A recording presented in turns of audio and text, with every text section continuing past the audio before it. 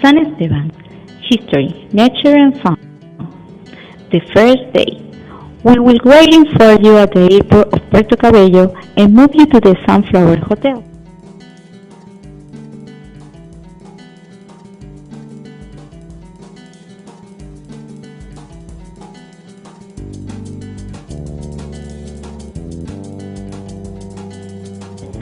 You will have free afternoon to enjoy a welcome cocktail at the spectacular swimming pool in the hotel. Second day, we will begin this day visiting the 14th Solano. This is small but relatively well conserved military fort, built in 1766 for Don Jose Solano y Bote, Governor and General Captain of Venezuela, who ordered the construction in the crest of the Vigía mountain to protect Puerto Cabello harbor from naval attacks.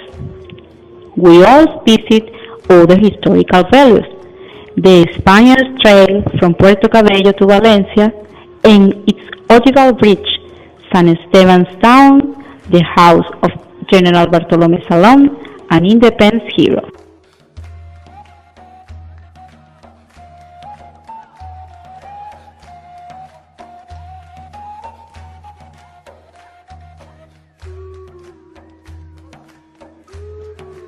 To finish, we can take a fresh bath in the indigenous salt and well-admired Piedras Pintadas petroglyphs. Third day.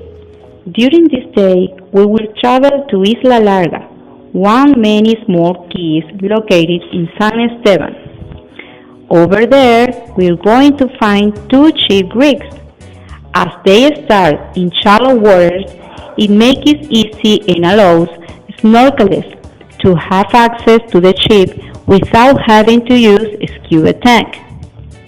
Finally, we return to the hotel. You have free afternoon. Fourth day, we will transfer you to the airport.